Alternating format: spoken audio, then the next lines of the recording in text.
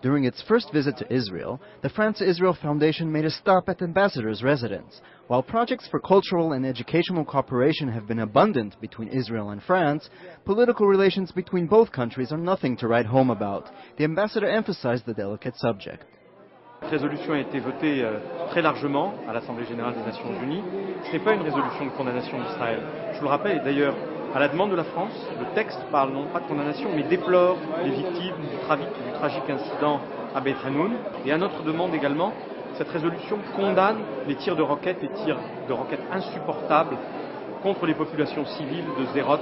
Le rôle des armées françaises en liaison avec l'armée libanaise est d'essayer de contrôler la situation sur le terrain, d'éviter précisément ce réarmement du Hezbollah avec les autres contingents pour éviter que de nouveau un conflit éclate. Donc nous essayons dans toute la mesure du possible, dans toute la mesure de nos moyens, d'essayer de consolider la mise en œuvre de cette résolution 1701. L'armement dont disposent les soldats français déployés sur le terrain sert à leur autoprotection en cas d'agression.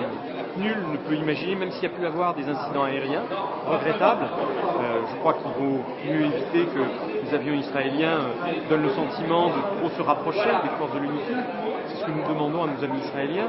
Mais qui peut imaginer une seconde que des soldats français tirent sur les avions israéliens? C'est même pas envisageable. Also present at the event was the Minister of Regional Planning, Christian Estrosi, who touched upon current events in France and particularly anti-Semitic activity.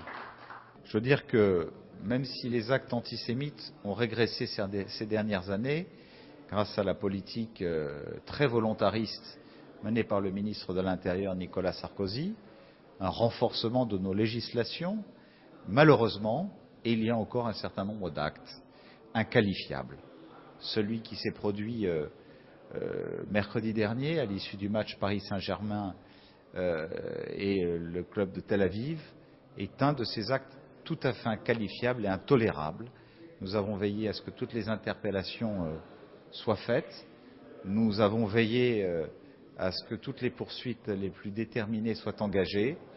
A few months before the presidential elections, this friend of Nicolas Sarkozy reminds us of the candidate's commitment to Israel. His words remind us of an advertising gimmick. Nicolas Sarkozy est un ami d'Israël. C'est toujours montré en tant que tel et dans les moments les plus difficiles et les plus sombres, combien il a toujours été fidèle à ses engagements, combien il est déterminé à accompagner Israël dans toutes ses épreuves et dans tous les défis qui lui restent à relever. Et je crois qu'il n'est même pas nécessaire d'essayer d'argumenter ou de démontrer l'engagement de Nicolas Sarkozy à cet égard. Tout le monde sait qu'il est l'ami d'Israël. On Monday, the foundation will go up north on a tour to meet with the area's population, which has yet to be convinced about France's commitment to them.